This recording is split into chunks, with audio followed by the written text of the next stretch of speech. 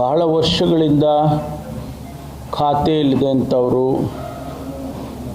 ಕಂದಾಯ ಗ್ರಾಮಗಳನ್ನು ನಾವು ಸರ್ಕಾರ ಘೋಷಣೆ ಅನೇಕ ಸಂದರ್ಭದಲ್ಲಿ ಮಾಡಿದರೂ ಕೂಡ ಆ ಗ್ರಾಮಗಳಿಗೆ ಮತ್ತು ಆ ಗ್ರಾಮಗಳಲ್ಲಿ ಇರ್ತಕ್ಕಂಥ ಸಾರ್ವಜನಿಕರಿಗೆ ಯಾವುದೇ ಹಕ್ಕುಪತ್ರಗಳು ಇರಲಿಲ್ಲ.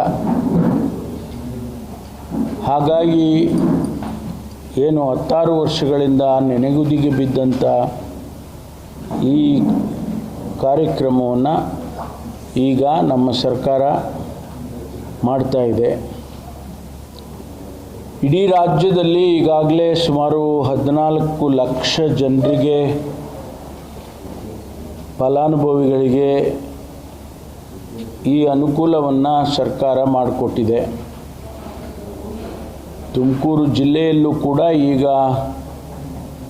1,52,492 ಫಲಾನುಭವಿಗಳಿಗೆ ಈ ಅನುಕೂಲವನ್ನು ಮಾಡ್ತಿರ್ತಕ್ಕಂಥದ್ದು. ಅದರ ಜೊತೆಯಲ್ಲಿ ಸಾಕಷ್ಟು ಕೆಲಸಗಳು ಜಿಲ್ಲೆಯಲ್ಲಿ 3 ವರ್ಷಗಳಲ್ಲಿ ಆಗಿದ್ದಾವೆ. ಆ ಕೆಲಸ ಕಾರ್ಯಗಳು ಆಗಿರೋದನ್ನು ಕೂಡ ಜನಸಮುದಾಯಕ್ಕೆ ತಿಳಿಸಬೇಕಾಗಿದೆ. ಈ ಕಾರ್ಯಕ್ರಮದಲ್ಲಿ ಅದನ್ನು ಕೂಡ ನಾವು ಜೊತೆಯಲ್ಲಿ ಸೇರಿಸ್ಕೊಂಡಿದ್ದೇವೆ. ಒಂದು ರೀತಿಯಲ್ಲಿ ಸರ್ಕಾರದ 3 ವರ್ಷ 20ನೇ ತಾರೀಕಿಗೆ ಮುಗಿಯುತ್ತೆ. ಇದೇ ಸಂದರ್ಭವನ್ನು ಉಪಯೋಗ ಮಾಡಿಕೊಂಡು ರಾಜ್ಯದ ಜನತೆಗೆ ಸರ್ಕಾರ ಮಾಡಿರ್ತಕ್ಕಂಥ ಸಾಧನೆಗಳ ಬಗ್ಗೆ ನಾವೇನು ಚುನಾವಣೆಗೆ ಮೊದಲು ಮಾತು ಕೊಟ್ಟಿದ್ದೋ ಆ ಮಾತಿನಂತೆ ನಡ್ಕೊಂಡಿದ್ದೇವೆ ಅಂತ ಹೇಳಿ ಜನಸಮುದಾಯಕ್ಕೆ ತಿಳಿಸ್ತಕ್ಕಂಥ ಪ್ರಯತ್ನವನ್ನು ಕೂಡ ನಾವು ಈ ಕಾರ್ಯಕ್ರಮದಲ್ಲಿ ಮಾಡ್ತೇವೆ. ಒಂದು ರೀತಿಯಲ್ಲಿ ಇದು ರಾಜ್ಯ ಮಟ್ಟದ ಕಾರ್ಯಕ್ರಮ. ಇದರಲ್ಲಿ ಎಲ್ಲ ಸಚಿವರುಗಳು ಭಾಗವಹಿಸ್ತಾ ಇದ್ದಾರೆ,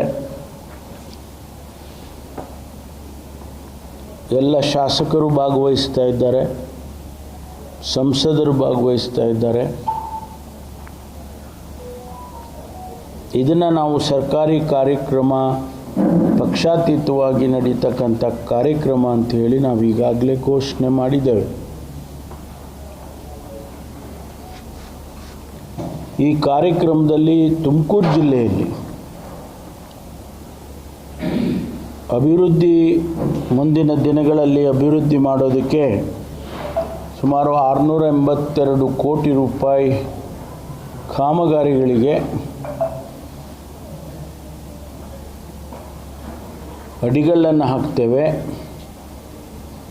ಮುಕ್ತಾಯ ಆಗಿರ್ತಕ್ಕಂಥ ಕಾಮಗಾರಿಗಳಿಗೆ ಉದ್ಘಾಟನೆಯನ್ನು ಮಾಡ್ತೇವೆ.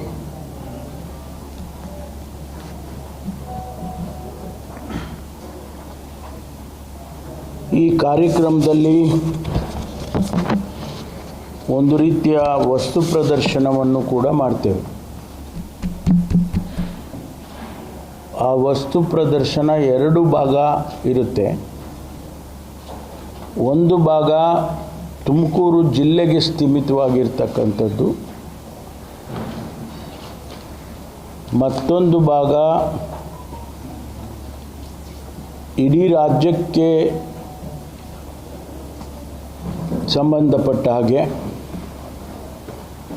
2 ಭಾಗದಲ್ಲಿ ಒಂದಿಷ್ಟು ಸಂಕ್ಷಿಪ್ತವಾಗಿ, ಎಲ್ಲವನ್ನೂ ನಾವು ತೋರಿಸೋದಕ್ಕೆ ಹೋಗೋದಿಲ್ಲ, ಆದರೆ ಸಂಕ್ಷಿಪ್ತವಾಗಿ ಒಂದು ತುಮಕೂರು ಜಿಲ್ಲೆ ಮತ್ತು ರಾಜ್ಯ ಮಟ್ಟದ ಕಾಮಗಾರಿಗಳು ಅಥವಾ ಅಭಿವೃದ್ಧಿಯ ಕೆಲಸಗಳಾಗಿರೋದನ್ನು ಜನಸಮುದಾಯಕ್ಕೆ ಪರಿಚಯ ಮಾಡುವಂಥ ರೀತಿಯಲ್ಲಿ ವಸ್ತು ಪ್ರದರ್ಶನವನ್ನು ಏರ್ಪಾಡು ಮಾಡ್ತೇವೆ.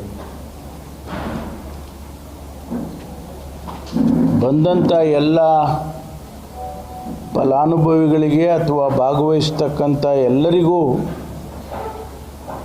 ಊಟದ ವ್ಯವಸ್ಥೆ ಇರುತ್ತೆ. ಅವರಿಗೆಲ್ಲ ನಾವು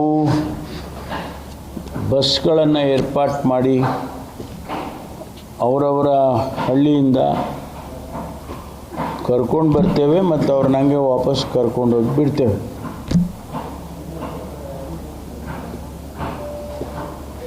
ನಾನು ಹೇಳಿದಾಗೆ ಈ ಕಾರ್ಯಕ್ರಮದಲ್ಲಿ ಮುಖ್ಯಮಂತ್ರಿಗಳು, ಉಪಮುಖ್ಯಮಂತ್ರಿಗಳು, ಸಂಸದರು, ಶಾಸಕರು ಪಕ್ಷಾತೀತವಾಗಿ ಎಲ್ಲರಿಗೂ ಆಹ್ವಾನ ಹೋಗಿರುತ್ತೆ.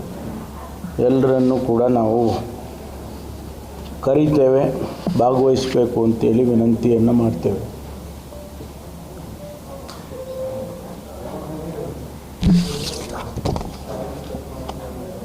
ಅಷ್ಟೇ ಅಲ್ವಾ?